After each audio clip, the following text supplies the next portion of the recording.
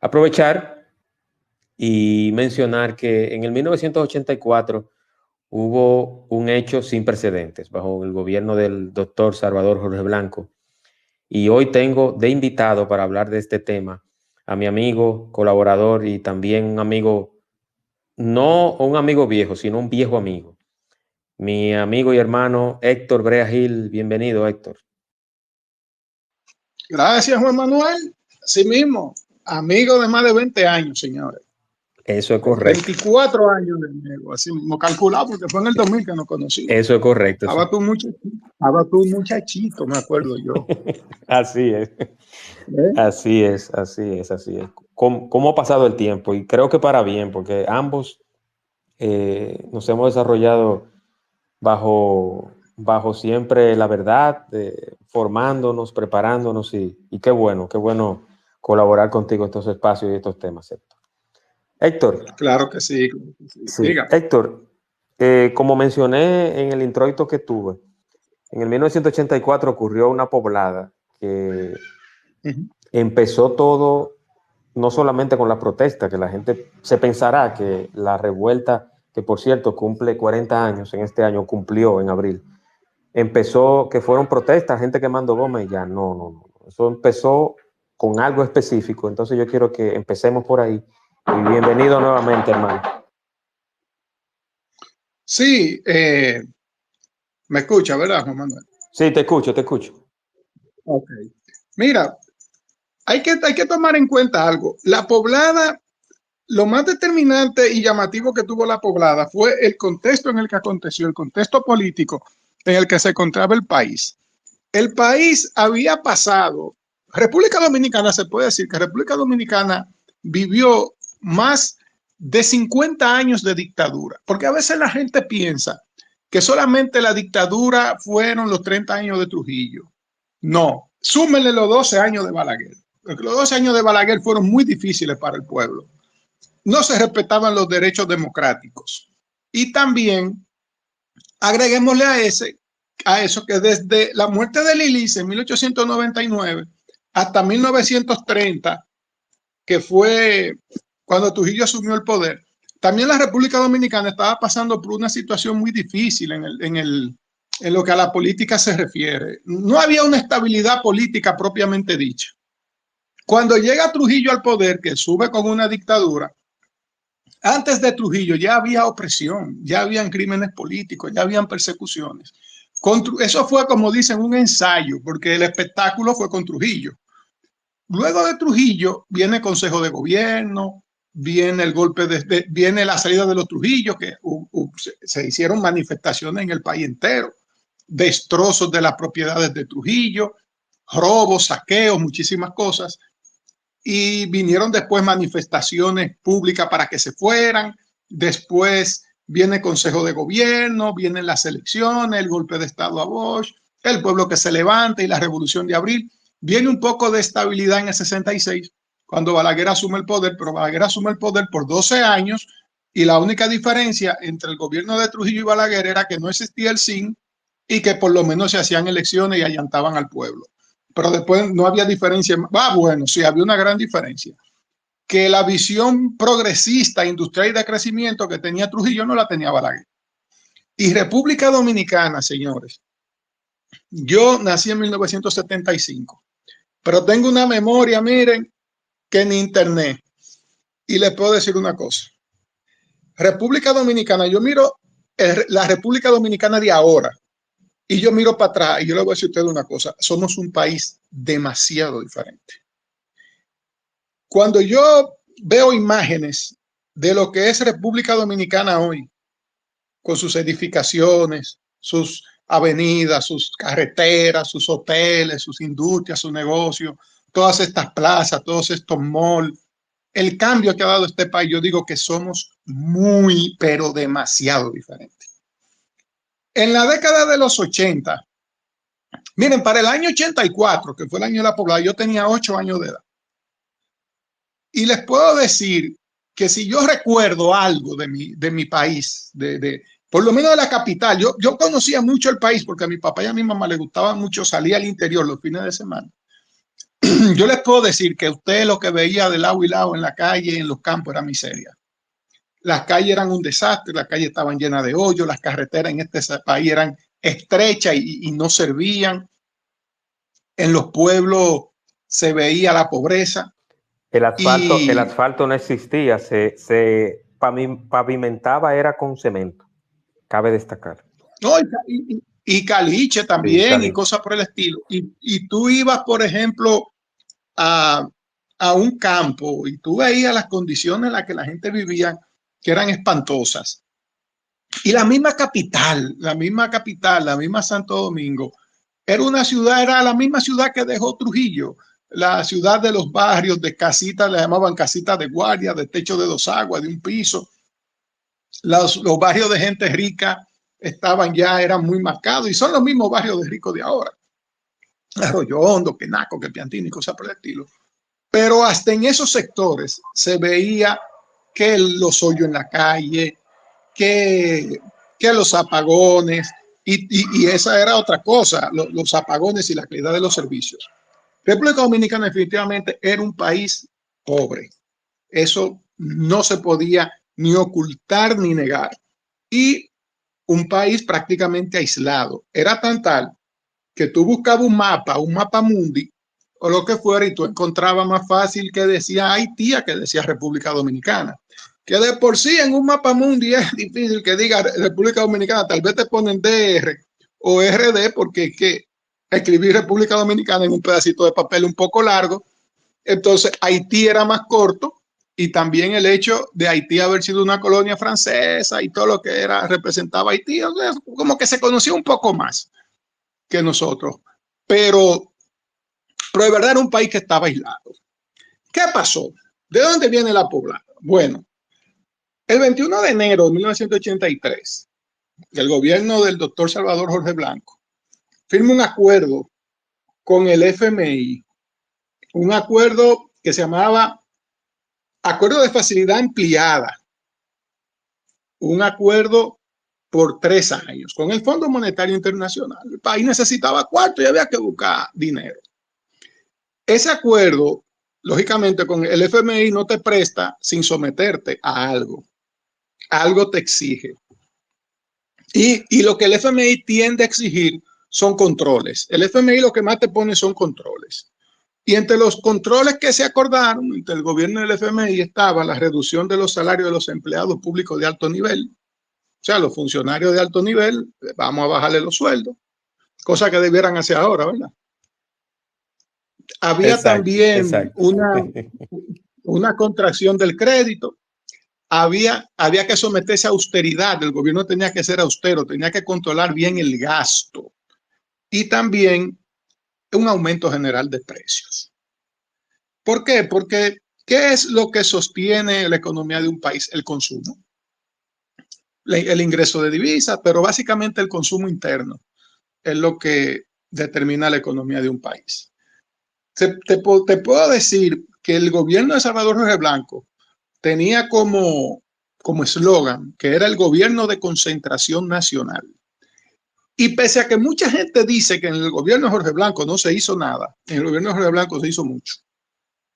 Lo que pasa es que Jorge Blanco no hizo las mega obras que hizo Balaguer. Balaguer se enfocó mucho en hacer mega obras necesarias, lógicamente, porque no vamos a decir que no eran necesarias, pero que por ser grandes llamaban mucho la atención y tú las podías usar como valla publicitaria. El gobierno de Salvador Jorge Blanco fue un gobierno como con tendencia a la modernización. El gobierno de Jorge Blanco se construyeron muchos caminos vecinales, se acondicionaron carreteras vamos a decir, de esas que unían la capital con el país entero. Aquí habían 3 grandes carreteras, la Duarte, la Sánchez y la carretera Mella. También, y la misma autopista de las Américas, como la conocemos, ¿verdad? Pero okay. De la rotonda para allá, la rotonda de Boca Chica para allá, eso era un pedacito de carretera. También en el gobierno de Jorge Blanco se establecieron nuevas provincias, se crearon los bancos de leche materna, el INESPRE tomó un protagonismo importantísimo en la vida económica social de la República Dominicana. Se construyeron canales de riego, caminos vecinales, se hizo un gran énfasis en la agricultura y había mucha campaña de educación alimenticia para el país. Hubo un momento en el cual escaseó el arroz. Es muy famosa la frase de Jorge Blanco que decía, si no comeremos arroz, comeremos piedra. Y muchísimas cositas que yo estoy hablando de lo que yo recuerdo básicamente.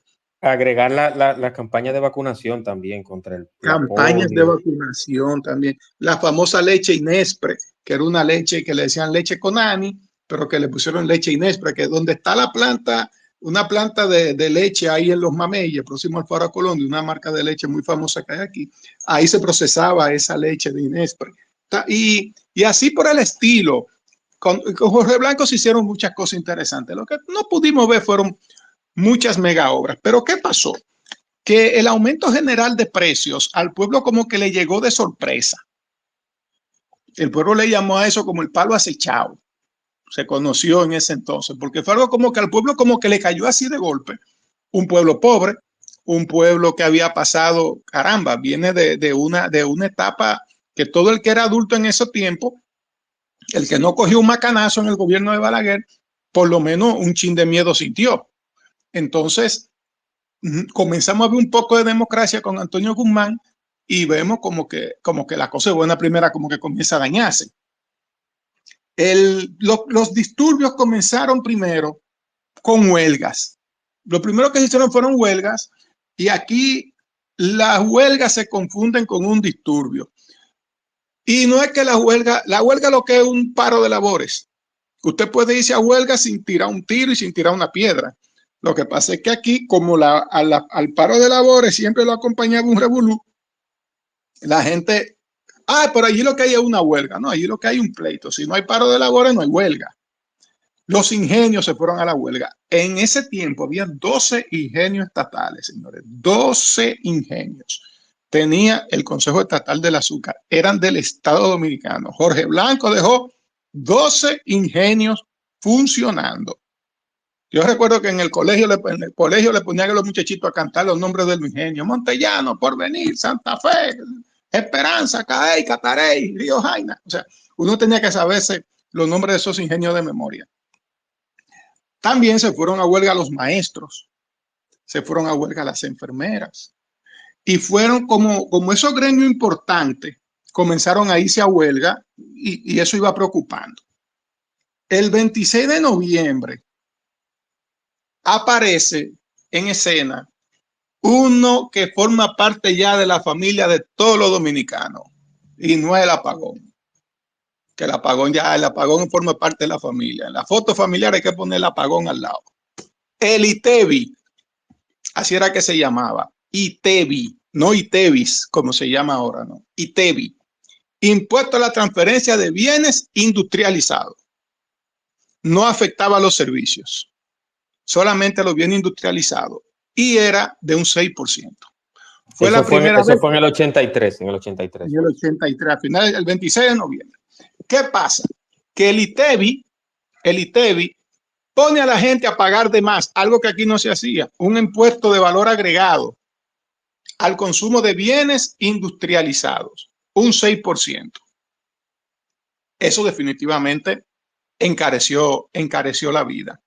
Aunque la base del ITEVI no era tan amplia como la que tenemos ahora, para el momento era impactante, era importante. Señores, yo le estoy diciendo, no era la República, éramos menos dominicanos, pero no era la República Dominicana que tenemos ahora.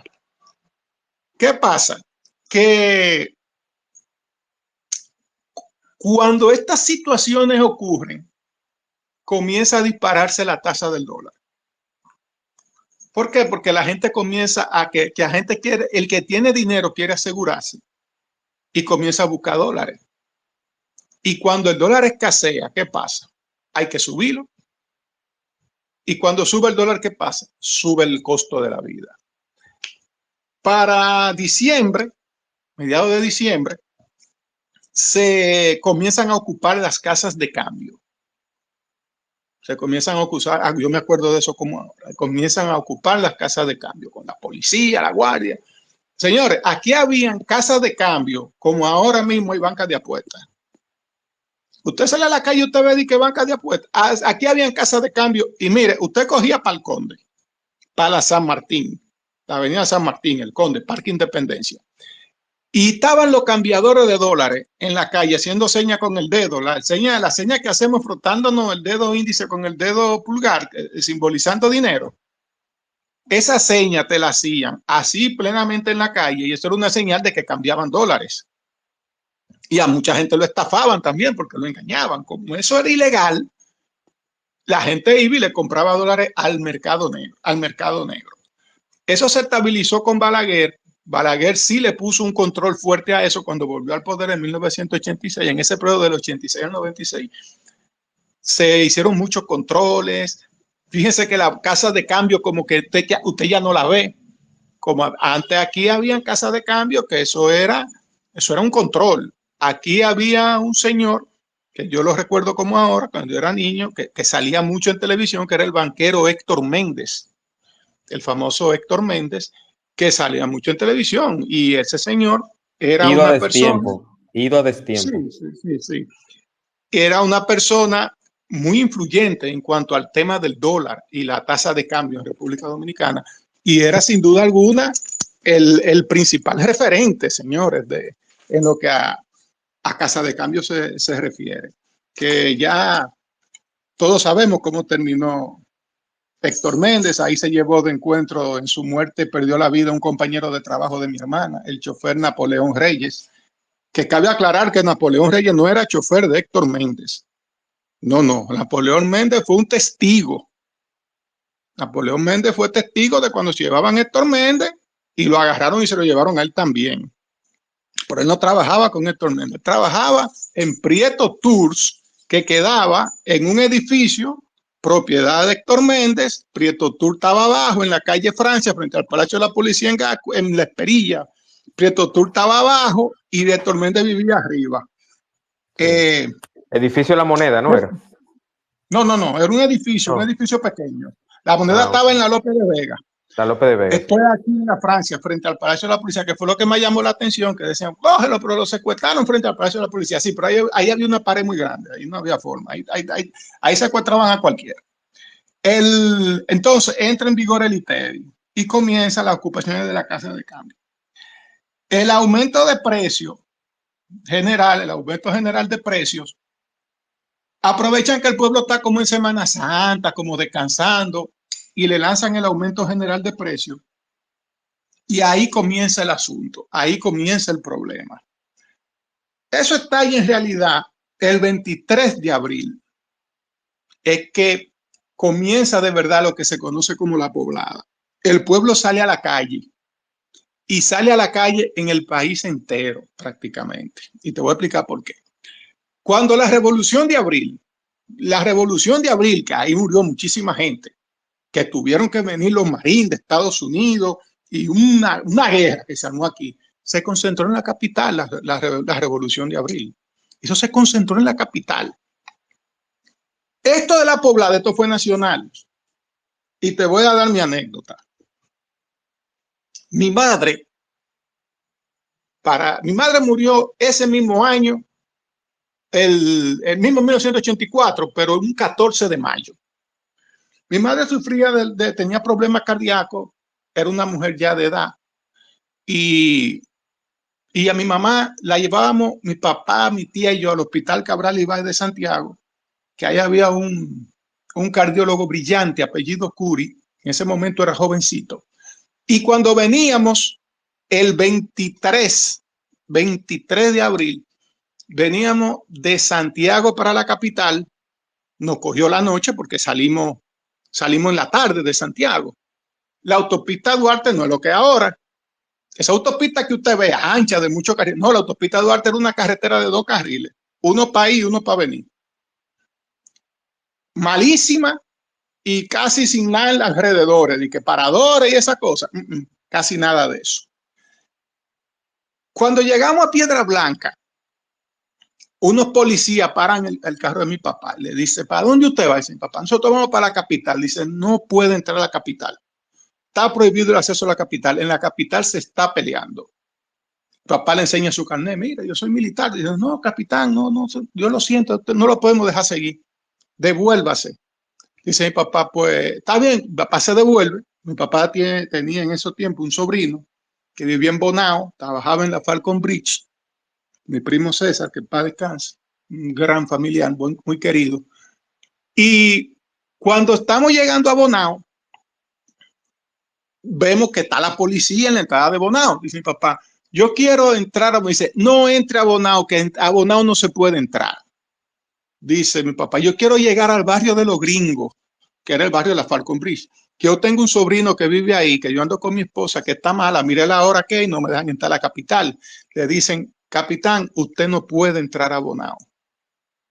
Y dice mi papá, ¿y dónde amanezco? Entonces dice, pues mire, ahí en la carretera, antes de llegar a Jacaranda, hay un hotel. Mira a ver si hay cupo. Cuando arrancamos para allá, camino a Jacaranda, nos encontramos con una barricada hecha de paja de arroz.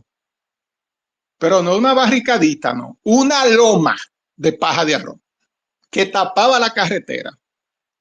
Y eso oscurito ahí. Mi papá agarra su pistola, se la pone al lado y se para frente a la barricada y comienzan a aparecer hombres de lado y lado de los montes a salir gente. Vengan, vengan. Era quitando el carro y a disponer de nosotros. Mi papá, nosotros nos quedamos dentro del vehículo, mi papá baja el vidrio y le dice calmadamente, como te lo estoy diciendo, le dice, joven, mire, ella es mi esposa. Yo vengo con ella de Santiago, que no pude entrar a la capital. Ella está mal del corazón. Hágame el favor, déjeme pasar, que yo quiero ver si aquí yo encuentro una habitación en el hotel que está aquí adelante, antes de Jacaranda, porque yo no quiero amanecer con ella aquí afuera en la calle. Ella está mala de salud. Y yo ando con un niño y ando con esa señora que es hermana de ella. El tipo le dijo, está bien, señor, no hay problema, no hay problema. Muevan la barricada, muévenlo, déjenlo pasar. Uno voció, dije, ¿por qué tú lo vas a dejar pasar? Y dijo, no, déjenlo pasar, déjenlo pasar. Y nos fuimos. Llegamos a ese hotelito que estaba antes de Jacaranda y eso estaba lleno. Y un señor, un joven que era promotor de Ron Siboney, me parece que era, se compadeció de ver la condición de mi mamá y le dijo a mi papá, mire, yo tengo esa habitación, tenga la llave. Usted la paga, la habitación, y amanezca usted ahí con su familia, que yo amanezco en esta con un amigo mío. Yo recuerdo que mi papá nos levantó a nosotros a las 5 de la mañana y nos dijo, vámonos para la capital. Ya es día 24. Cuando pasamos por Piedra Blanca, por donde nos paró la policía, ahí no había nadie. Seguimos derecho y llegamos al 9. Ese kilómetro 9 que ustedes ven ahora, de que ampliado y cosas, señores, eso no era así. Olvídense de esa John F. Kennedy, ahí no había elevado, ahí no había Blue Mall, ahí no había Sanville, ahí no había nada de eso. Ahí no había elevado ahí no había expreso quinto centenario, eso era una avenidita. La avenida Kennedy que ustedes ven en alguna foto de los años 70, eso era lo que había. Y mucho monte de lado y lado. Y mi papá tenía un negocio en Villa Consuelo, en la calle Bartolomé Colón, número 50. Me acuerdo yo que al lado vivía la familia del merenguero Sergio Hernández. Y mi papá pasó por ahí porque él quería ver si le habían abierto el negocio. Porque lo que se comentaba era, y se veía y mi papá pudo ver en la televisión del hotel, que se estaban metiendo en los negocios, estaban saqueando todo. Él fue a ver si le habían sacado el negocio. Cuando nosotros llegamos a Santo Domingo, lo primero que encontramos fue no había gente en la calle. Parece que los tigres descansaron, porque este es el único país que cuando hay huelga, que hay revolución y cosas, de 12 a 2 no se pelea. Aquí de 12 a 2 no se pelea. Hay pleito en la UAS, hacen una pausa para comer, reposar y retoman a las 2 de la tarde. Entonces, cuando llegamos a la capital, tú nada más veías pila de estos restos de goma, de la ceniza de la goma cuando se quema. Restos de vehículos quemados, guaguas que todavía botaban humo. Un desastre, una zona de guerra. Esto parecía Ucrania, esto parecía Mariupol en Ucrania, en los primeros días de la guerra con Rusia. Y mi papá se metió para Villa Consuelo para ver su negocio, y el negocio estaba normal. Nosotros llegamos al ensanche Osama, que era donde yo vivía, por ahí, por donde está ahora la Universidad UTESA. Y llegamos y todos los vecinos, ¿y cómo ustedes llegaron? ¿Y cómo ustedes cruzaron?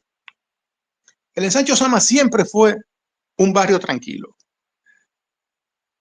Y al ensanche Osama, en los ojos que vivían, a nosotros que vivíamos en Osama, nos picaban los ojos de toda la bomba lacrimógena que se estaban tirando en Villa Duarte y todas las bombas que se estaban tirando en Los Mameyes.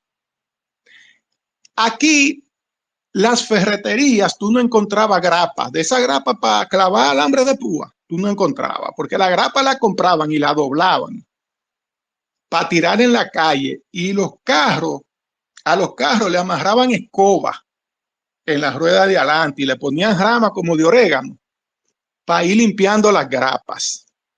Cuando anunciaban huelga, todos los gomeros se quedaban sin goma vieja y todas las ferreterías se quedaban sin grapa, porque eso era lo que se utilizaba para alterar el orden público. Cuando ocurrió esa poblada, aquí en la televisión se veía no solamente a la gente robando, porque hubo mucha gente que robó.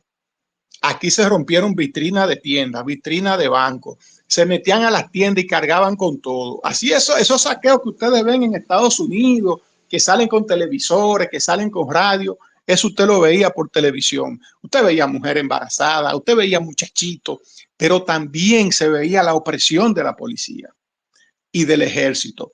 Mi papá dijo, si no tiran la guardia a la calle, van a tumbar el gobierno, porque lo que pasaba aquí era terrible. Y a eso, el presidente Salvador, sí, eso iba con la pregunta, porque lo primero que lanzaron fueron la policía a las calles, pero la policía no pudo contener a los manifestantes. Es que eran muchos, fue el pueblo. Y aquí había un escuadrón antimotines de la Policía Nacional que se llamaban los Cascos Negros, que esa gente era para dar palo que estaban. Y a ellos les gustaba eso. Tú y yo conocemos una persona que fue Casco Negro, que él un día me dijo a mí que el momento más que él más le gustaba era cuando le decían escudo y ¿cómo era que decían? Escudo y máscara que vamos para la UAS. Que ahí era que él se ponía contento, porque él sabía que iba a hacer lo que más le gustaba, que era dar palo. Entonces, yo después te voy a decir quién es, pero tú lo conoces más bien que el día. Tú y yo lo conocemos en llave de nosotros, pero te voy a decir después quién es. Miren, y efectivamente, los Cascos Negros eran el grupo, el departamento antimotines de la policía. Pero los Cascos Negros no fueron suficientes y tuvieron que mandar al ejército a la calle. El jefe de Estado Mayor del Ejército era el general Manuel Antonio Cuervo Gómez. Y en una rueda de prensa nacional, salió Manuel Antonio Cuervo Gómez como jefe de Estado Mayor del Ejército, vamos a decir, como quien dice, jurando, sería la palabra correcta, jurando su lealtad al presidente Salvador Jorge Blanco, y en esa rueda de prensa estaba el pleno del PRD, que era el gobierno, y Jorge Blanco diciendo todos los daños que habían hecho esas turbas en el país, acusando a la oposición política, acusando al Partido Reformista, acusando a los grupos de izquierda de haber propiciado eso, y diciendo que el 24 de abril, la revolución del 24 de abril sí fue una revolución democrática, pero que lo que estaba pasando el 24 de abril del 84 no tenía nada que ver con democracia. Se dice que quien le dio la sugerencia a él de lanzar las tropas a la calle fue Peña Gómez. Eso es lo que se dice. Lo que sí yo recuerdo es a Jorge Blanco haciendo un conteo de todos los daños que se habían hecho, pero siempre se quiso minimizar la cantidad de muertos, siempre se quiso minimizar. Y el gobierno hablaba de que de 20 muertos y que si yo cuánto herido, pero se contaron casi 100 muertos, y cuidado. Sí, y en una comisión, o sea, sí, en una preparación que yo hice para este espacio, Héctor, que yo también hice mi investigación, Uchi Lora fue miembro de una comisión de la verdad que se hizo para ese entonces y posterior. Y él dice que la cantidad de muertos contabilizados, que los muertos no se podían ocultar, eran entre 84 y 87 muertos oficiales. Pero los medios de comunicación de ese momento, de prensa escrita y televisiva, hablaban de menos de 80. Tenía que haber sido más, porque es que muchos muertos tenían un tiro en la frente, inclusive. Y cuando se habla de un tiro en la frente, está hablando de una ejecución. Sí, yo recuerdo que para esos días, si no me equivoco, fue en un programa que lo daban los sábados por la noche, se llamaba Cuarto Poder. Lo daban en Color Visión, con un periodista llamado Miguel Hernández. Son un programa Hernández. De lujo. Sí, sí. Sí, Cuarto Poder. Si no me equivoco, fue en ese programa. Estaba Juan Bosch, que en ese momento era de la oposición, presidente del PLD, que una de las palabras que yo recuerdo como ahora, parafraseando a Juan Bosch, fue que el gobierno no tuvo ni siquiera la delicadeza de ir a la casa de las madres a darle el pésame por sus hijos que le mataron, ni tampoco de darle una ayuda económica para comprarle la caja de muertos. Porque definitivamente yo era un niño y lo que recuerdo fue espantoso. Los que eran más adultos que yo, sí te pueden dar testimonio de cosas más desgarradoras. Y si vivieron en un barrio o en un pueblito de eso, te pueden decir más. Porque Santiago, eso se prendió en candela. Mao se prendió en candela. Habían pueblos que ahora son tranquilos, señores. Ahora hay pueblos que son tranquilos, pero habían en esa época, tú decís San Francisco de Macorís, tú decís Mao, Navarrete, tú decís Navarrete, mira muchacho, Mao era más o menos tranquilo, pero tú decís Navarrete, Bonao, eso, cuando Bonao se prendía, mira, ahí no había por dónde coger. Pero San Francisco de Macorís, eso era lo último. Héctor. Tú mencionas San Francisco de Macorís. Mira, muchacho. Sí, Héctor, yo tengo a Rubén Sánchez aquí con la mano levantada que tiene alguna pregunta o comentario al respecto. Buenas noches, Rubén. Bienvenido, hermano. Hermano, buenas noches. ¿Me copia? Fuerte y claro, sí, hermano. Sí, te escucho. Héctor, buenas noches. Tremenda exposición la tuya. Mira, yo soy maeño y conozco bien la poblada del 84.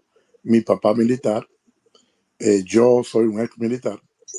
Y te puedo asegurar que Mao en el Cibao fue uno de los pueblos pujantes de esa huelga, como se llama, o poblada. Que dicho sea de paso, quiero aclararte que las Fuerzas Armadas y los servicios de inteligencia fueron sorprendidos porque estaban en el suelto de Semana Santa. ¿Tú recuerdas eso? Y yo era un niñito, pero recuerdo alguna cosita. Y otra cosa, cuando tú hablaste de Peña Gómez, ciertamente Peña Gómez junto a Ramiro Matos, que en paz descanse, murió hoy. ¿Murió hoy? Sí, murió a los 90 y tantos años.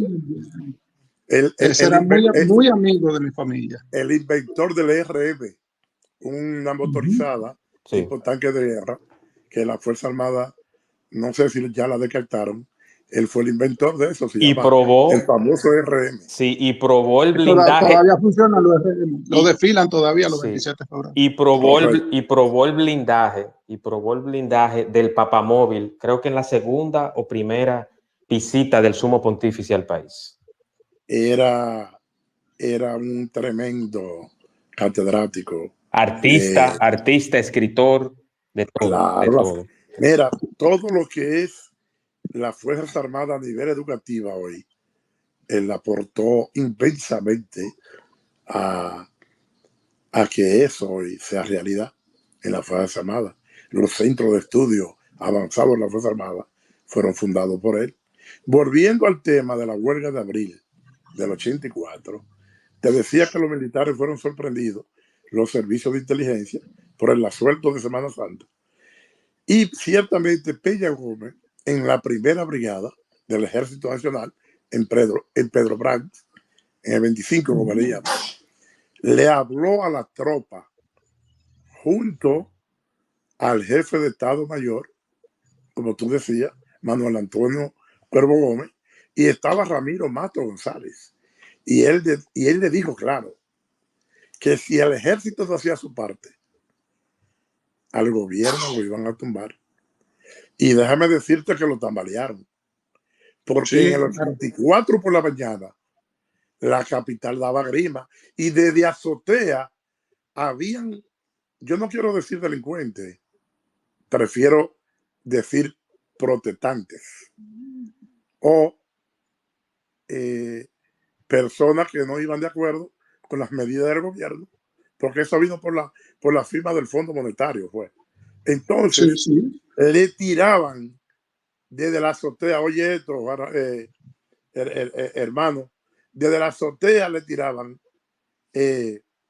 pedazos de blog, palos a militares abajo, y los militares respondían era con ese FAL calibre 7.62, porque habían pocos M16 cuando eran Falcon los que usaban, cuando mandaban para allá, para arriba. Por eso yo creo, modestia aparte, tengo mi reserva de que los muertos no se contaron como fue. Porque hablar de Salcedo, San Francisco, Mao, Navarrete, mira, fue el país completo que se levantó. Y en Santo Domingo, Guachupita, Gualey, La Altagracia, Mejoramiento Social, María Auxiliadora, hermano, Los Minas. Hermano, en la capital, como decía Héctor, llegó un momento que no se podía transitar. Mira, eso tuvo a centímetros de convertirse en la revolución del 65. Ojalá que nunca más. Buenas noches y encantado de estar aquí contigo, ingeniero. Gracias, Rubén. Me tenía abandonado, pero nunca es tarde si la dicha es buena, Héctor. No, aquí estamos. Rubén, usted sí, de Mao, porque déjeme decirle que mi papá y mi mamá son de Mao, eran de Mao, ¿verdad? Murieron ambos. Sí, ¿cómo le llamas a tu papá? Perdona. Mi papá fue, junto con Ramiro Matos González, de los primeros instructores que tuvo la Academia Militar Batalla de las Carreras. Oh, ya. Mi padre fue el capitán, llegó hasta capitán, después de la revolución él dejó la guardia. Antonio Manuel Brea Acosta, él era hijo de Toño Brea, el arrocero de Mao. Sí, Toño Brea, hay una calle que se llama Toño Brea. Sí, ese era mi abuelo paterno. Y mi madre era de los reyes, de allá de Mao, de Estanislao Reyes, Jesús Rey Aranda, de los reyes. Mi mamá y mi papá, ambos maeños. Yo soy maeño, mi papá también es maeño. Yo soy de los Sánchez de Mao. Ya, bueno, yo tengo 55 años, voy a tener. Ellos son un poquito más contemporáneos a mi papá. Mi papá era del 36 y mi tío peleó la revolución. Ellos eran fundadores de la Fuerza Aérea, mi tío de la compañía paracaidista, y mi papá era del ejército. Mi papá fue ayudante de Jaque Olivero. Sí, Jaque, claro. Jaque Olivero, el famoso general de Mao, que le dijo a Guzmán, yo mando de Navarrete para abajo. Sí. No, y que sí. Mi padre, ya después trataremos de ver cómo conversamos usted y yo, porque también hay que hacer un programa, Juan Manuel, con el golpe de estado de Bosch, porque yo tengo para decirte a ti y para decirle a Rubén algo que tal vez ustedes no saben. Mi padre fue golpista y mi padre era el ayudante principal del general Víctor Elvis Viña Román, que fue el que le dio el golpe de estado a Juan Bosch. A Juan Bosch, correcto. Mi papá era el ayudante principal de ese general. O sea, que él es parte de esa orquesta. Él estaba ahí. Ese lo tiró enterito. Pero vamos, claro, pero de verdad un placer, Rubén. Yo no soy de Mao, pero vamos a decirte con poblano. Correcto que sí, nos vamos a agregar ahí. Yo siempre voy a Mao y le doy seguimiento a las cosas de Mao. Mao, la ciudad de los bellos atardeceres. Y la mujer es más hermosa, con el perdón de las otras. Héctor, yo tengo una pregunta para ti. Ya Rubén marcó muy bien el tema de ese proceso, de esa logística militar y policial. en la poblada de 1984, y aprovecho para saludar a Gira, que está por acá, que hizo un espacio con ella hace poco sobre madres, y a todos los demás, y hablamos sobre la poblada del 1984 en el gobierno de Salvador Jorge Blanco, que desencadenó esa protesta, esa huelga, esa poblada. Y precisamente se llamó esa huelga la poblada porque fue el pueblo que se levantó en protesta por el aumento en los precios, el aumento en los servicios, ese aumento indiscriminado, y que se hizo precisamente en Semana Santa. La gente cuando llegó el lunes encontró todo por arriba, más un ITEVIS y un sinnúmero de cosas, pero extrapolando a la actualidad, Héctor, hace poco el presidente Abinader retiró una reforma fiscal y mucha gente, que precisamente fue en el 84 y se cumplen 40 años ahora, 40 años después, Héctor, ¿tú consideras que una poblada similar con un gobierno que haga lo mismo, que intente subir los precios? Yo entiendo que la reforma actual iba a ser similar a la del 84 en proporciones de daño a la sociedad, a los precios, el aumento de todo, se iba a armar un caos. Entonces, ¿tú consideras que eso puede pasar en la actualidad? ¿Y qué aprendimos? ¿Qué aprendimos 40 años después de la poblada del 84? Ya que han pasado tanto tiempo. Mira, yo te digo que no. Yo creo que a esos niveles ya mira, yo creo que no por una razón muy importante. Te voy a decir primero las razones. Los que protagonizaron esa poblada era una juventud que no es la juventud que tenemos ahora. Vamos a comenzar por ahí. Esos que participaron en la poblada quizás son los papás o los abuelos de la juventud que tenemos ahora. Y eran otros ideales, era otra cabeza, era otra formación. Ahora mismo, esas personas, tú le dices si valió la pena salir a la calle, que le dieran palo, le dieran macanazo, te dicen que no. A cualquiera que haya peleado en la Revolución de Abril, pregúntale si valió la pena. Del bando que sea que haya peleado, te va a decir que no. Inclusive, y la juventud actual no está en eso, Juan Manuel.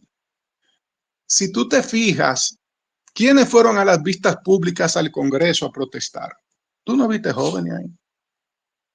Quizá el Piro fue el más joven que yo, tal vez el Piro fue el más joven. Aparecieron uno o dos jovencitos que hablaron. Sí. Pero la juventud no está en eso. La juventud está en otra cosa. La juventud está en hacer su diligencia para conseguir su dinero. Si no consigue irse por México, no está en eso. Antes teníamos una juventud que leía, una juventud que tenía ideales patrióticos. Muchachos, pero en el 94, cuando fueron las elecciones del 94, los jóvenes fueron determinantes para la victoria de Balaguer en el 94, la victoria fraudulenta, pero fueron determinantes para la victoria de Hipólito en el 2000. Ya los jóvenes ni votan. Los jóvenes van a los centros de votación a buscar que le den dinero para entonces ir y rayar una boleta. O sea, ha cambiado mucho. Lo que sí iba a haber era mucho descontento. Además, el tipo de manifestación, tipo poblada, de quemar goma en los barrios, de quemar vehículos, eso ya hay técnica para tú apagarlo en la actualidad. Y esa técnica se llama el hombre del maletín. Te tiras para el barrio, en el barrio todo el mundo conoce cuáles son los cabezas calientes, cuáles son los que pueden movilizarte y hacerte un lío, se reparte dinero y no pasa nada. Entonces, ¿quiénes iban a protestar? La clase media, la clase trabajadora, la gente pensante, y encontramos ya otra nueva forma de protesta que tiene más efecto, que son las marchas. Ya las marchas pacíficas tienen un efecto grandísimo en la psiquis política de los que están en el poder. Los que están en el poder le tienen un miedo terrible a que le hagan una marcha. ¿Por qué? Porque ya vivimos en una época en la cual todo está conectado. Hay redes de comunicación por todos lados. Y cuando esas marchas se ven en el mundo entero, un país marchando contra una decisión de un gobierno, eso remenea por todos lados. Y esos presidentes que son afectados por las marchas, No te creas que ellos no le dan su telefonazo de fuera. Paisitos como el nuestro son muchachos demandados de potencia extranjera y de grupos de interés económico internacionales. Y esa gente lo que más cuidan son los intereses de ellos. Aquí se iba a poner, pero muy difícil la situación si se aprobaba esa reforma fiscal. Y el pueblo se dio cuenta porque últimamente el pueblo ha estado más despierto y más atento a las cosas. Porque ahora el bombardeo a través de las redes de información es incesante. O sea, tú te metes en Facebook y a cada rato están subiendo una noticia nueva y cualquier errorcito, por mínimo que sea que cometa un político, se hace viral. Entonces, el gobierno tiene que estar constantemente contrarrestando los errores que ellos mismos cometen y los errores que cometen sus funcionarios. Entonces, eso se conoce muy rápido. Y hay movimientos que están tomando fuerzas y hay movimientos de grupos que se están enfocando en un punto. Si tú te fijas, hay un movimiento, un grupo que se está enfocando en el tema migratorio. Ese grupo no lo saques de ahí, que ese grupo nada más te va a marchar por el tema migratorio. Pero por otro lado había un grupo trabajando hasta el tema de la reforma. Porque mientras por un lado había un grupo haciendo un cacerolazo frente al Congreso, había otro preparado para marchar por el tema migratorio. O sea, que tú estabas acorralado por todos los lados.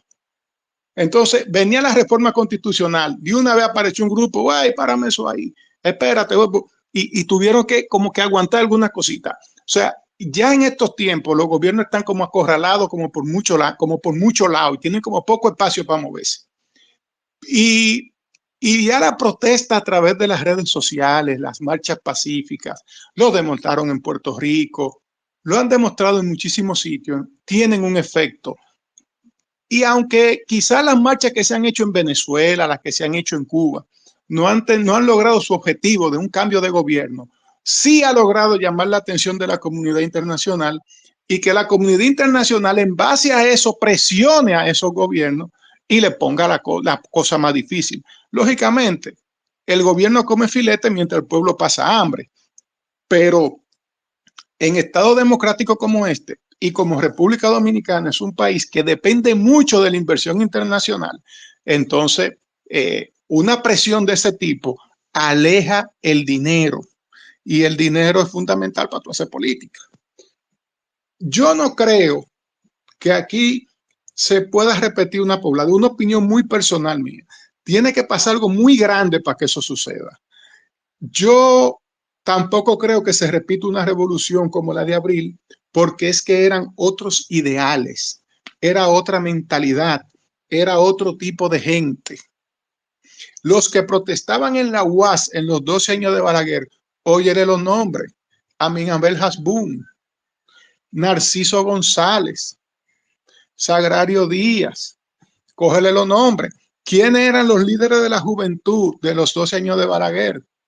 Tú tenías gente que tenían ideales, eran intelectuales, jóvenes estudiantes de la UAS, que era la principal universidad, pero eran intelectuales, eran líderes, gente con un liderazgo nato. Ahora, lamentablemente, ¿cuáles son los líderes de la juventud?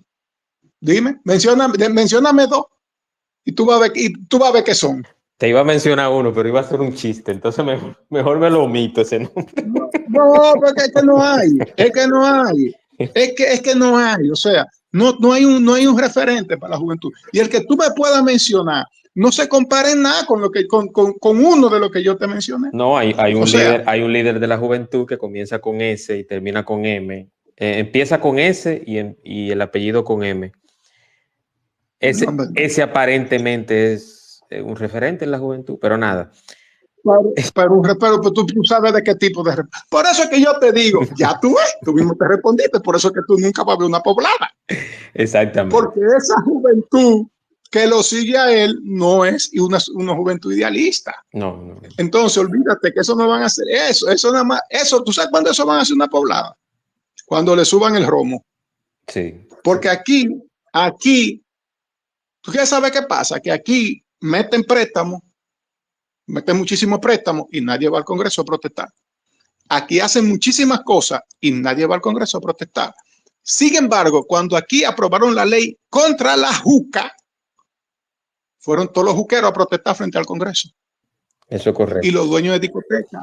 O sea, Ajá, ellos sí, ya tú puedes tener, Y ya tú sabes, ¿verdad? Y los musicólogos también protestaron.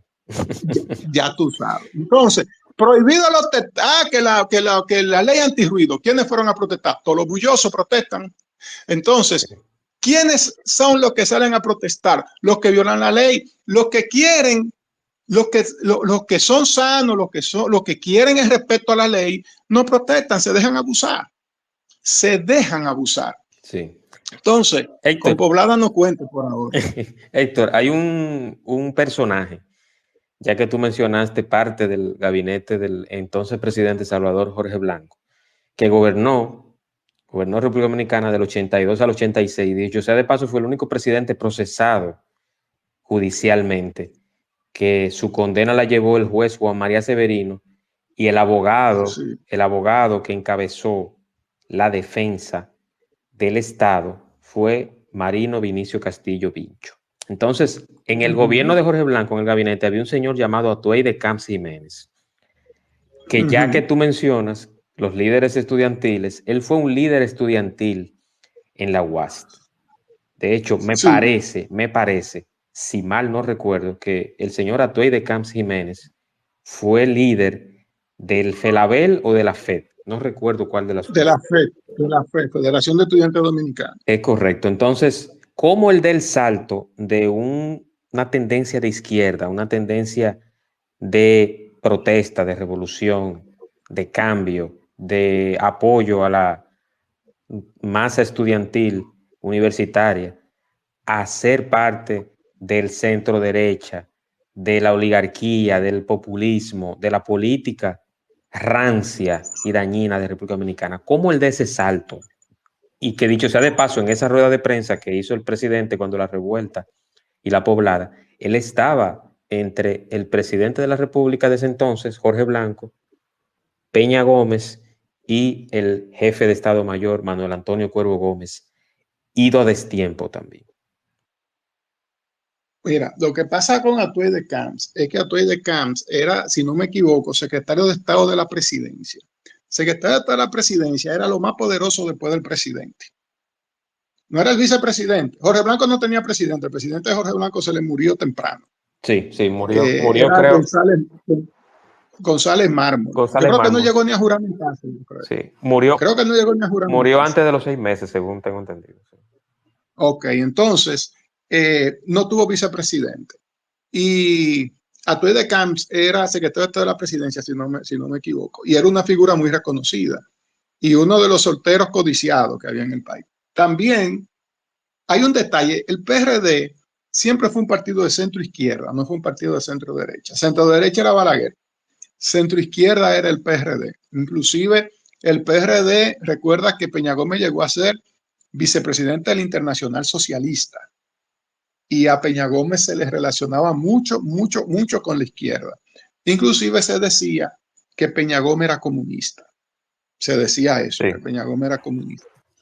Pero, mira, en los 12 años de Balaguer, básicamente la UAS era una escuela donde que tú te graduabas de dos cosas, de comunista y tirapiedra. Porque es que era muy difícil que tú fueras un estudiante de la UAS que estuviera protestando contra el sistema y que tú no fueras de izquierda. Era la época de la Guerra Fría primero y el mundo estaba polarizado en dos posiciones. Tú o eras pro Rusia o eras pro Estados Unidos. Lógicamente, en el continente americano, Estados Unidos tenía toda la de ganar y los gobiernos que eran prácticamente todos pro Estados Unidos tenían sus operaciones de limpieza contra el comunismo. Estados Unidos nada más podía aguantar a Cuba comunista aquí en el continente. Después de ahí no aguantaba a un comunista más. Entonces, en el caso de Atuey representa el centro izquierda porque está en el PRD, que era un partido de centro izquierda. Pero hay un detalle, Juan Manuel. Tú puedes ser comunista y más marxista y más leninista y más molotovista del mundo. Pero desde que tú tengas el poder, a ti se te cura esa enfermedad. ¿Por qué?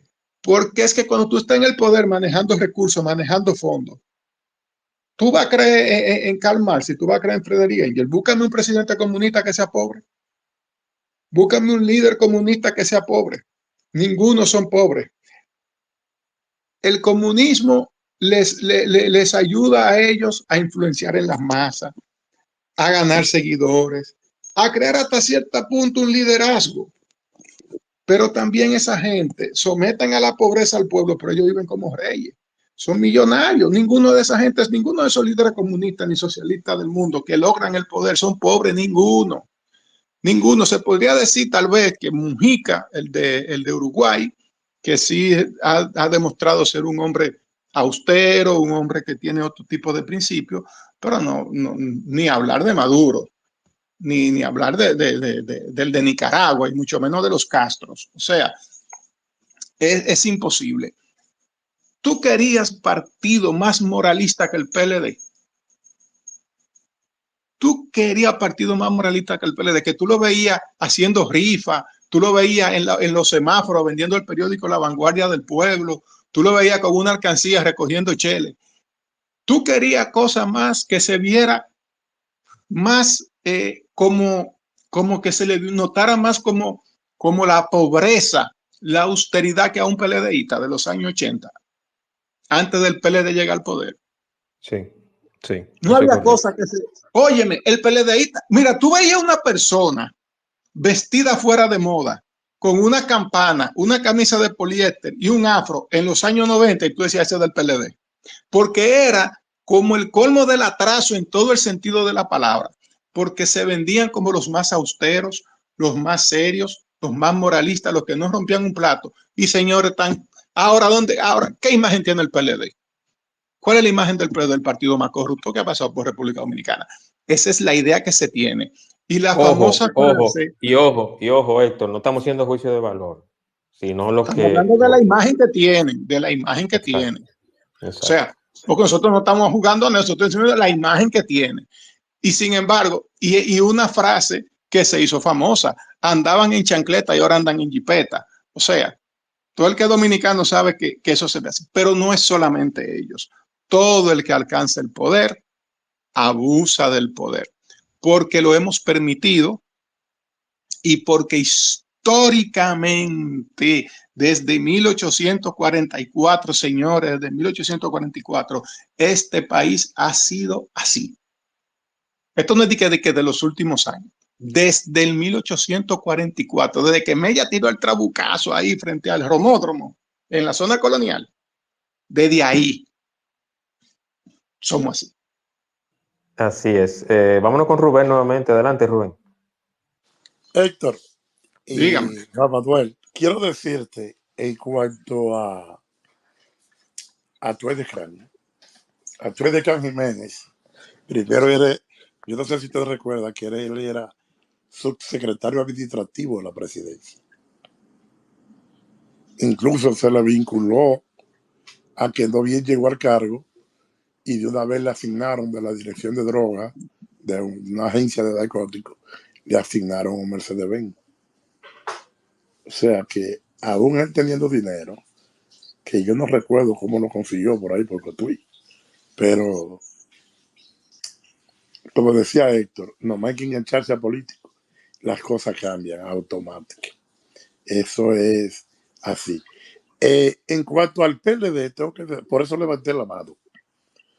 Tú sabes que yo, después de ser militar, fui circulista y miembro del Partido de la Liberación Dominicana.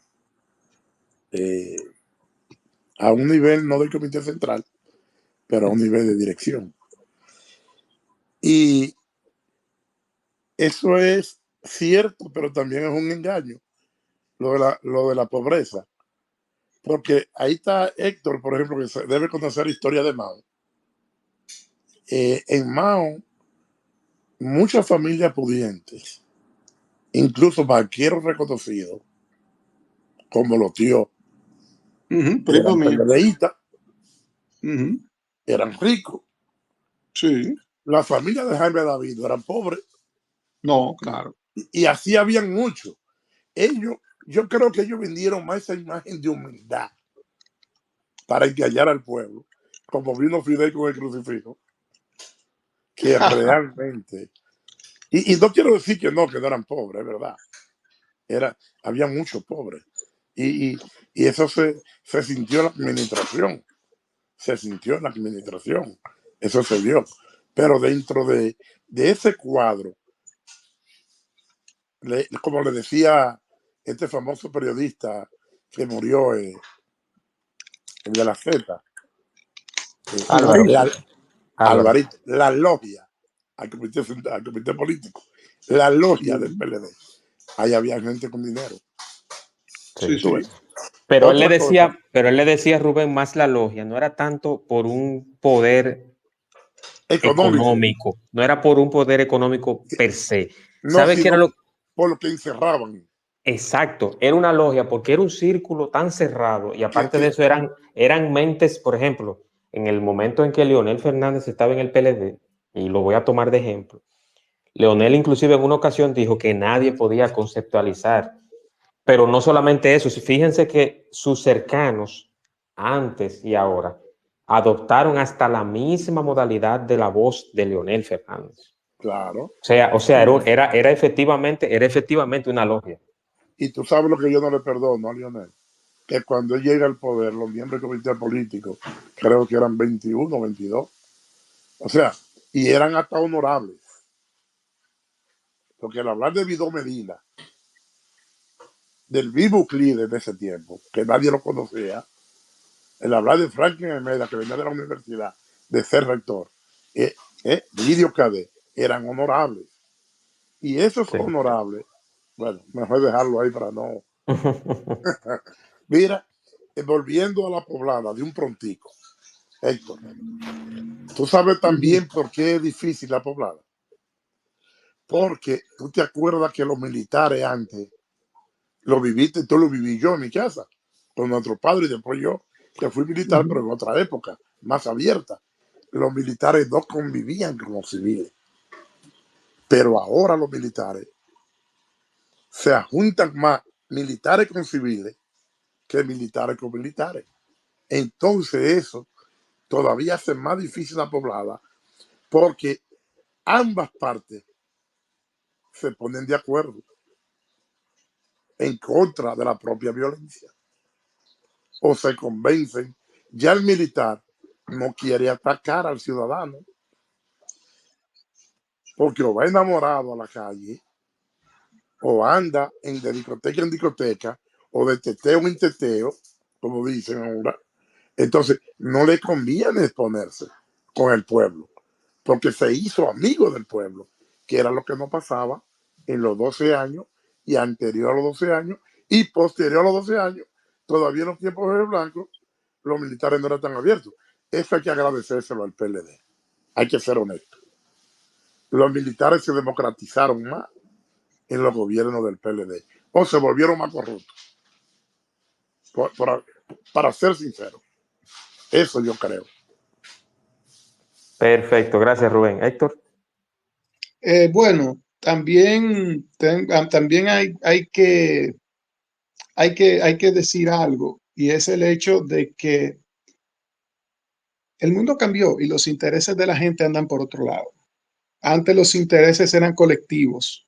Vivíamos en una sociedad que se preocupaba más por el otro. Ahora vivimos una sociedad muy enfocada en el yo. Muchas veces usted escucha mucho una expresión de primero yo, segundo yo, tercero yo, cuarto yo, quinto yo. Estamos en una sociedad en la cual hasta los hijos se cansan de los padres por un dispartito, los matrimonios no duran nada. Estamos demasiado individuales y mientras yo tenga mi problema resuelto, a mí que me importa que al otro le pase o le deje de pasar. Antes éramos más unidos como sociedad. Y sí, claro, Rubén tiene toda la razón. En el PLD habían muchas personas de dinero, muchas personas influyentes. Él mencionó algunos demás que son familia mía, familiares cercanos, primos hermanos de mi padre, gente que uno quiere muchísimo, muy cercana a uno, que sí, que formaban parte del PLD. Y el PLD también era visto como el partido de los intelectuales, el partido de la gente inteligente. Los PLDistas iban a la televisión y era a dar cátedra de política que iban. Era a dar cátedra de política. y también se ponían, cuando se hablaba de los grupos que conformaban los partidos políticos, tú te encontrabas con que el PRD representaba el tigueraje, por eso eran mayoría, representaba la masa pobre, por eso era mayoría. El PLD representaba la masa intelectual, por eso era minoría. Y el Partido Reformista representaba a los dos, porque tenía tanto tigre como millonario. Entonces, Balaguer sí tenía alrededor de él un sector de poder económico más grande que el que tenía el PLD, porque uno de los grandes logros de Balaguer, según él mismo, era que había creado una cantidad nueva de millonarios. Y lógicamente esos millonarios le debían, además de su fortuna, le debían cierta lealtad a Balaguer y también le temían a Balaguer. Yo diría que la oligarquía dominicana que ayudó a crear Balaguer le tenía más miedo a Balaguer que el que le podían tener a Trujillo, aún conscientes de que Trujillo no cogía mucha lucha, Trujillo lo mandaba a matar y punto. Y Balaguer optaba por otra cosa más que matarte, que no necesariamente que era, que era más, la reforma agraria. que era más, sí, pero que era más, Balaguer más orientado tal vez a destruirte de otra forma, sin tocar tu vida. Porque A cuchillito de palo, como dice. Si hay una cosa que tenía Balaguer, era que era un estratega, como pocos. Y referente al tema de esto de las pobladas y las revoluciones, yo recuerdo que mi papá me decía a mí, después de la revolución de abril, aquí a los hombres les cortaron aquello. Y yo recuerdo que cuando me contaban imágenes de lo que fue la revolución de abril, y yo pensándolo ahora en estos tiempos, yo digo, no, este país no tapa eso. Esto ha cambiado demasiado. Y como dijo Rubén, de una forma magistral, mira, apúntalo por ahí. Los militares se han involucrado demasiado con la sociedad civil y eso hasta cierto punto ha sido beneficioso porque es que antes el militar era visto de otra forma y la forma en la que muchas veces se manejaban eran hasta atropellantes. Sí, eso es correcto. Héctor, luego que pasó la poblada, la iglesia, la sociedad civil, inclusive algunos políticos, se reunieron y empezaron a recomponer la sociedad y a intentar de que haya una pacificación, de que se hiciera una comisión de la verdad, de que se investigaran los fallecidos en esa revuelta, en esa poblada, pero también la clase política, la clase artística, los comunicadores de la época, como don Freddy Veragoico, Boruga, Cuquín, Jackie Núñez del Risco, Daniel Díaz Alejo, Soy la Luna, entre otros, formaron parte, inclusive los músicos, de una canción que se llamaba Somos, que esa canción decía, en el nombre de la paz, queremos vivir en paz. Entonces, ¿y quién habrá escrito esa canción? Eso es una canción lindísima. Sí. ¿Y qué pasa? Que Wilfrido Vargas recolectó un grupo de cantantes, la mayoría de su orquesta, y amigos de Johnny Ventura, de Wilfrido, grabaron esa canción en merengue, pero Freddy Veragoico, en la zona colonial, grabó un video bellísimo que inclusive yo estuve buscando registro de esos videos y no aparecen, solamente aparecen cortos, pero esa frase, en el nombre de la paz, queremos vivir en paz, Freddy Veragoico la repitió y la mencionó en ese video, y eso fue posterior a la poblada del 84. Entonces, ¿cómo influye los temas sociales y cómo ha influido en eso y cómo esos protagonistas, esos actores, como don Freddy Veras, fueron determinantes en eso?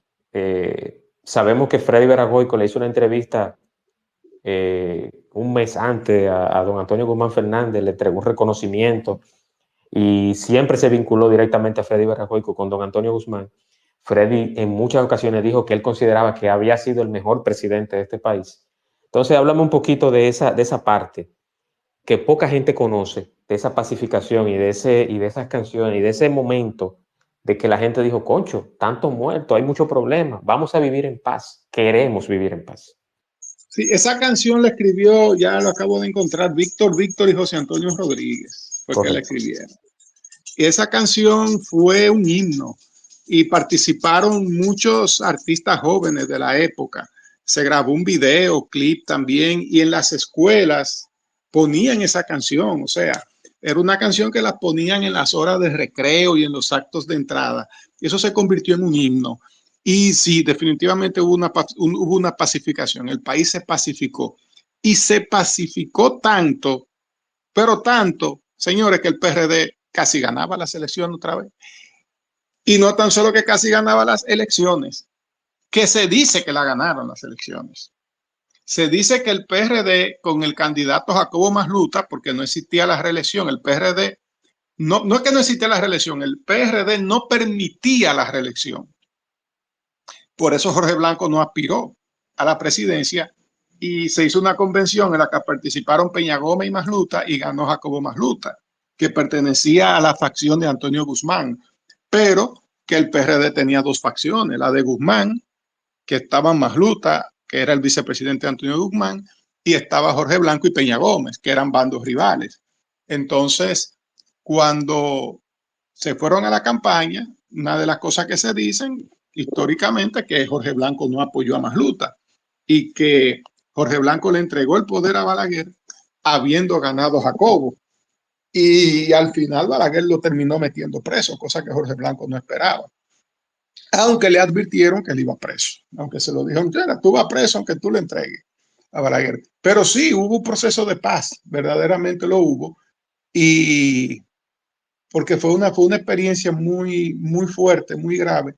Y ya el país necesitaba un cambio, definitivamente. El país no podía dar un brinco para atrás. Ya habíamos pasado 4 años de tranquilidad con el gobierno de Antonio Guzmán, porque los gobiernos de transición tienden a ser traumáticos. Los gobiernos de transición tienden a ser, eso lo aprendí yo, eso lo escuché yo a un líder de la oposición nicaragüense, don Moisés, donde quiera que esté, mi saludo. Yo te voy a decir algo, a mí me invitaban la oposición nicaragüense de ahora, de las elecciones recientes de Nicaragua, hacían encuentros virtuales y me invitaban a participar. Yo estaba ahí como oyente y yo recuerdo que ellos tenían mucha esperanza que en las elecciones pasadas, las últimas elecciones presidenciales, Ortega perdiera. Y ellos estaban muy claros en que lo que le iba a venir a Nicaragua era muy fuerte, porque los gobiernos de transición son traumáticos. Por eso fue que cuando pasaron los primeros 4 años de Abinader, yo entendí por qué en los primeros 2 años se le hizo tan complicado. Porque veníamos de 20 años, casi de 16 años consecutivos del PLD y en las transiciones pasan cosas de ese tipo. Y ya habíamos pasado un gobierno de transición con Guzmán. Entonces no podíamos dar un brinco para atrás. Si aquí se hubiera dado un golpe de Estado a Jorge Blanco, un país que no tenía vicepresidente, vamos a comenzar por ahí primero. Íbamos a tener que elegir al presidente de la Suprema para que él convocara elecciones. No, esto era una cosa increíble. Lo que iba a venir después iba a ser inestabilidad otra vez. Entonces, ese proceso de tranquilidad y pacificación se notó de forma tal que el PRD casi gana. Miren, cuando Hipólito hizo su gobiernazo del 2000 al 2004, nadie pensaba que Hipólito iba a ganar y no ganó. Y no ganó, porque definitivamente el pueblo lo castigó y lo sacó. Y pese a que le hicieron una poblada, históricamente hablando, dicen que el PRD ganó. Para que ustedes vean a qué nivel se llegó a pacificar el asunto y hasta qué punto el pueblo le echó agua al vino con eso. Ahora, lógicamente, el PRD se quemó políticamente porque vino la condena a Jorge Blanco. Jorge Blanco preso, muchísimos funcionarios presos, algunos que se fugaron. Otros que se fueron hasta vestido de mujer, se fueron algunos. Sí, uno se fue disfrazado de piloto, otro vestido de mujer, y Jorge Blanco preso, y definitivamente el PRD sepultado como partido, pero 10 años después, ni siquiera 10 años, a los 8 años, ya el PRD se convierte en la primera fuerza política de la República Dominicana, que para evitar que lleguen le tienen que hacer otro fraude. Y aún así, con un fraude, una alianza, vuelven en el año 2000 y no saben aprovechar la oportunidad y vuelven y se sacan ellos mismos del poder. Rubén, adelante. La pacificación, Héctor, trajo traición. Te explico. Yo era militar, muy activo. Y yo recuerdo que Jorge Blanco, cuando hacen ese pacto que Juan Manuel dice, de la pacificación, ordena que en todos los cuarteles militares hay que poner un letrero, una valla, ¿verdad? En las paredes, que decían: las armas del soldado dominicano están para defender, no para ofender.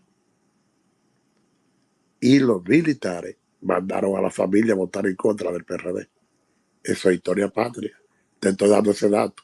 Yo era militar. Sí. Se sintieron traicionados porque se supone que ellos salieron en el 84 a defender el gobierno, a defender la causa del gobierno como militar. Acuérdate lo que te dije. No estábamos tan compenetrados con los civiles. Eran dos mundos aparte, diferentes. Entonces, todavía se pensaba diferente. Por eso que digo que vaya a redundancia, modestia aparte, el cambio a la sociedad, quien comienza a darlo con los militares, es en el PLD que se da. Eso no le puede quitar. ¿Tú ves? Sí. Pero ese lema, yo no sé si tú recuerdas, Héctor, lo sabes, que hubo que ponerlo en todas las instituciones militares. ¿Tú ves? Como puso, por ejemplo, Soto Jiménez, cuando era ministro, cuando don Hipólito Mejía decía: golpear duro es acabar rápido. Son mensajes que infunden hasta miedo. ¿Me entiendes? No, hay muchísimas cosas más. Y eso que tú dices verdaderamente. Mira, yo vuelvo y repito, yo lo que tenía eran 8 años de edad, ya mi padre no era militar, pero mi padre mantenía relaciones excelentes porque todos esos militares de esa época habían sido promoción de él había sido promoción de ellos. Pero pues mi papá fue promoción con Ramiro, fue promoción con Cuervo, fue promoción con todos esos que eran generales, mayores generales, jefes de Estado Mayor, habían sido promoción de él, o él había sido instructor de ellos. Entonces él se mantenía en ese círculo. Eso sí, él era civil, pero siempre con sus guardias alrededor. Pero no, yo no tengo tanto conocimiento de la vida militar de ese entonces, de verdad que no. Así que todo lo que tú puedas aportar al respecto es bienvenido, porque yo lo que tenía eran 8 años. 8 años era que yo tenía. Tu papá es de los tiempos de Ibén Magrego.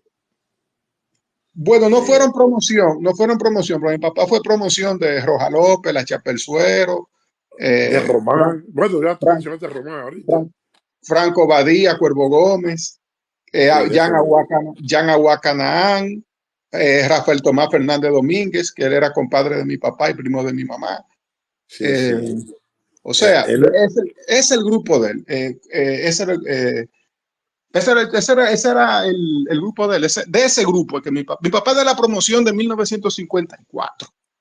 Sí, el tío mío de 59, fundador de los paracaidistas, que se fundó, que la compañía de paracaidistas de la Fuerza Aérea se funda en el 1959, que salieron a recoger muchachos jóvenes, apuestos, fuertes, y el tío mío, yo recuerdo, mi papá medía 6'4", y mi tío también, pero mi papá se quedó en el ejército y mi tío se fue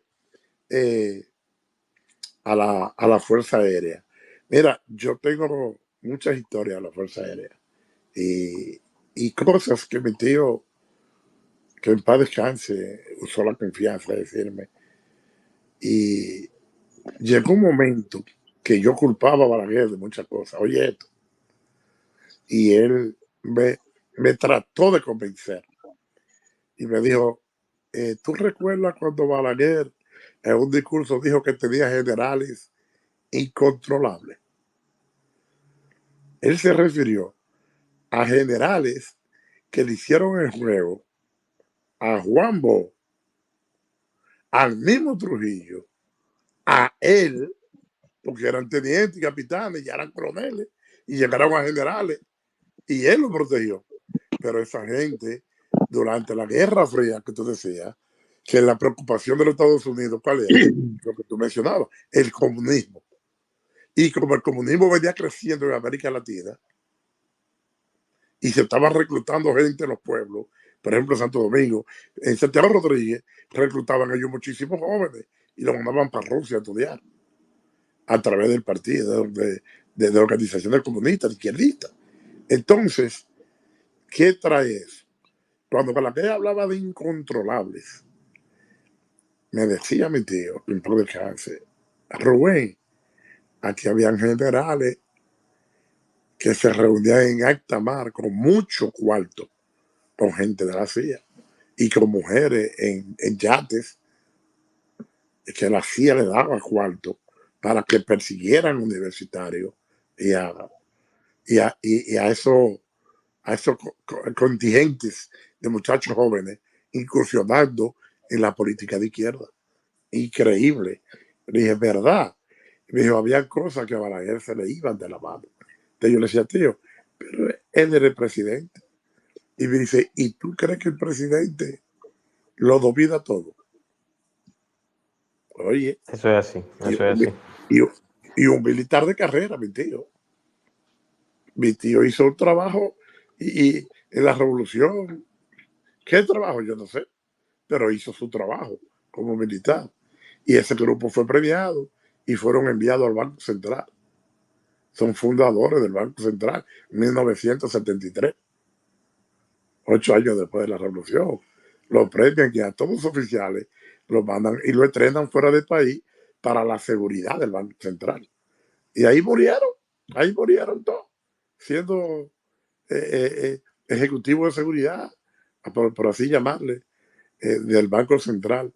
Pero hay muchas cosas que Héctor y Juan, eh, me gustaría hacer un triángulo para debatir estos temas, porque son Sí. candentes y no dejan de ser delicados también. No, vamos a organizar algo interesante para hablar de esas anécdotas, cosas que la gente desconoce y esta generación desconoce, Rubén, porque Sí, la sí. historia dominicana, la historia política, la historia militar, la historia social de República Dominicana no se circunscribe o no se lee o no se escribe única y exclusivamente a lo que dicen los libros y a las páginas de internet. O sea, hay muchas cosas que realmente, y de eso se trata este espacio, de que la gente aprenda, de que la gente se vaya a la cama con algún conocimiento, con algo interesante que aprendió hoy. Y quiero finalizar con una frase muy importante, y esa frase la dijo John F. Kennedy.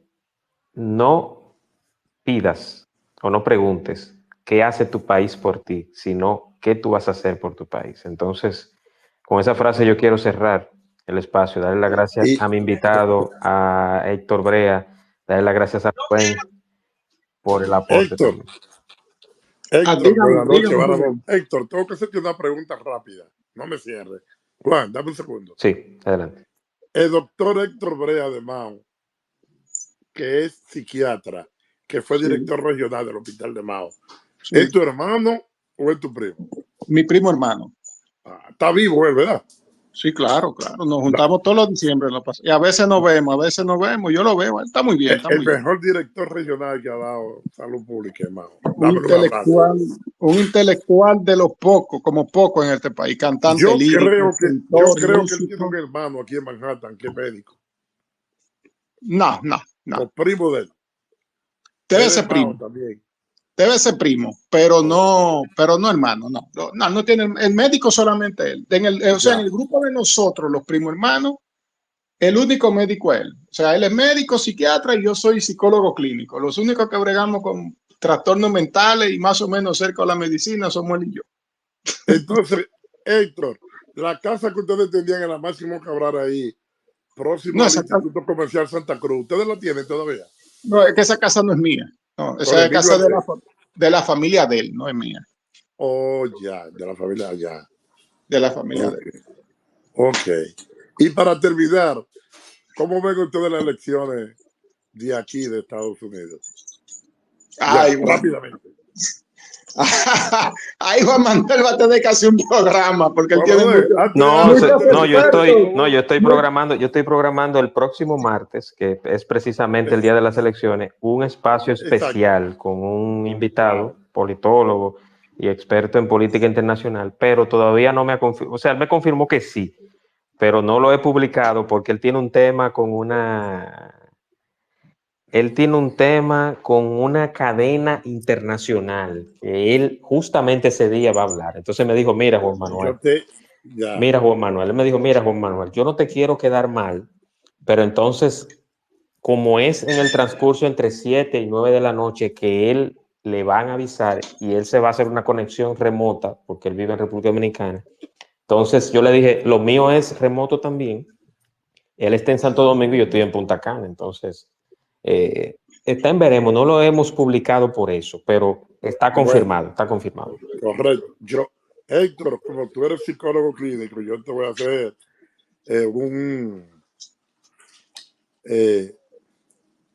Ramón, la palabra es, o sea, lo que yo pienso es como cuando tú te adelantas al tiempo y quieres, se me fue una premonición, un pronóstico. Bueno, un pronóstico de lo que yo creo. A ver. Yo vivo aquí, ¿verdad? En USA. Las elecciones para mí, el martes, se van a revertir al 16. Me explico rápido. O sea, que gana Trump. Para mí, no. Se va a revertir. Te explico. Hillary ganó por voto popular. Ajá. Pero perdió por delegado. Ajá. Trump va a ganar por voto popular, pero va a perder por delegado. Bueno. Pues vamos.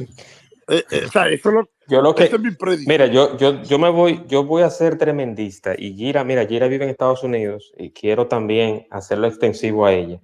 Y te lo hago extensivo a ti también y a todos. Correcto. Lo bien o lo mal que salgan las elecciones de Estados Unidos a nivel democrático, político y social nos afecta a todos. Hay mucha gente que dice, y leo diciéndolo, gente opinando de Estados Unidos y no vive allá, señores. Señores, y le voy a dar un dato. Estas elecciones son tan peligrosas como cuando hay un conflicto bélico entre dos potencias y ambas tienen armas nucleares. O sea, la tensión, el nerviosismo, la presión y hasta el riesgo de una misma guerra civil, que ambos candidatos no están en proceso de perder. O sea, Kamala, y ya con esto cierro para no alargarme mucho, que eso lo vamos a hablar el martes próximo, Dios mediante. Kamala no aceptará perder, pero Trump tampoco. Y eso es peligroso, señores. Muy peligroso, hermano. Eso es peligroso. Muy peligroso. Pero el martes, Héctor, tú vas a estar el martes, ¿verdad? Ya te estoy siguiendo en las redes. No, claro, eso no me lo pierdo yo, esos comentarios. Juan Ramón, perdona mi ausencia. No, tranquilo, usted sabe que usted es querido. Por respeto al programa, cuando entre voy a cambiar el eslogan. Sí, para que porque eso no tiene nada que ver con nosotros. No, tranquilo. Lo voy a cambiar para entrar entonces con mi foto normal. Sí. Aunque después lo ponga. Mira, Rubén, usted y yo hemos hablado de manera personal y privada. Y Héctor es amigo mío de hace 24 años. Yo soy una persona muy plural en cuanto a este espacio. Aquí yo he tenido de todos los partidos, de todos los colores, de todos los ideales, de todos los pensamientos. Yo no me suscribo, no me limito a decir, mira, yo no invito. Aquí yo he tenido personas de LGBT, he tenido nacionalistas, he tenido pro haitianos. Yo no tengo problema con nada ni con nadie. El único tema mío es cuando a mí me señalan y me encasillan con algo en particular, como pasó hace poco con un tema político y con un tema sociopolítico del tema haitiano. Me molesté, hablé, me expresé y me explayé de una manera que quizás no debí de hacerla aquí pública, principalmente en un espacio que es mío, yo soy el anfitrión, pero me molesta porque yo tengo un cerebro que ni lo presto, ni lo vendo, ni lo alquilo. Entonces yo tengo mis propios ideales. Gracias. Y mi propio, claro, hermano. mi propio pensamiento, y usted lo sabe, Rubén. O sea que no. Y te conocemos. Y tú sabes que te iba a pedir yo que después del martes, que hiciéramos algo con la frontera. ¿Tú te acuerdas que hicimos uno una vez donde tú trajiste un tremendo expositor? Claro, y claro. Se habló de los temas fronterizos, claro. y de los acarreos de los problemas de la frontera. Sí, hablamos. Y hoy día, aquí estuvo hoy día, Vinicio hoy día Castillo. Vinicio Castillo estuvo aquí. Exactamente. Yo creo que va a ser necesario, lamentablemente, sí, porque son los temas del momento. Lo vamos a organizar, viene mucho tema interesante por ahí. Aprovechando y hablando de temas, antes de irme como invitado para que él dé sus redes y lo siga. Mañana tendremos en nuestra sección de cine un tema interesante con Exfilo Liranzo, y es 007, la saga de James Bond, en nuestra sección de cine mensual que tenemos, Ondas de Cine, con la leyenda. Sí, con mi coanfitrión Liranzo desde Canadá y un servidor. Muy bueno, Liranzo, muy bueno. Sí, hablaremos de James Bond, de 007, de todo el tema literario, de cómo se hace la adaptación de la literatura, del libro al cine, y qué significa 007 en la cultura pop. Entonces, mañana, 8 de la noche, tendremos eso en la sección de cine, Ondas de Cine. 007, James Bond, el único agente con licencia para matar. Héctor. Hermano, ahí vamos a estar. Gracias. Ya estamos reintegrados, Héctor. Un abrazo y a todos los placer, Rubén, y gracias a todos por haber participado. Gracias a Juan Manuel por la invitación. Aquí mismo donde ustedes ven mi nombre, ahí mismo me pueden seguir por acá, por X, Héctor Abrea G, en Facebook, HéctorBrea.12 y en Instagram HBrea Gil. Una cosa, en YouTube, primer canal educativo dominicano. Entre a YouTube y suscríbase, por favor, porque ese es mire, le voy a decir una cosa y pongo mi cabeza. El único canal de YouTube de República Dominicana que es 100% educativo. Sí. Primer canal educativo dominicano está en YouTube. Entre con confianza. Es tan educativo que yo me meto en diplomados internacionales, que yo curso diplomados internacionales, y cuando me mandan el material de apoyo del diplomado me mandan videos de lo mío. Y también en la universidad, haciendo mi maestría en clínica, los compañeros míos de estudio me escriben y me dicen, oye, pero en la plataforma subieron uno que habla igualito a ti. Y cuando yo entro, un video mío. Mira, el término que yo voy a usar es un término real. No, yo no te puedo decir, hermano Héctor, ahí estaré apoyándote. Yo voy a decir, hermano Héctor, ahí estaré apoyándome. Señor, gracias de verdad. Y Juan Manuel, un abrazo y estamos atentos. Un abrazo, sí, Juan Manuel. Sí, claro Héctor, que sí. Igualmente. Un abrazo para todos. Saludos a Gira, Rubén, Héctor. Altagracia a todos. Gracias, hermano. Gracias. Un abrazo. Cuídense mucho. Ya saben. Vamos a hacer feliz noche y vamos a hacer el bien para que este sea un mundo mejor. Amén. Amén.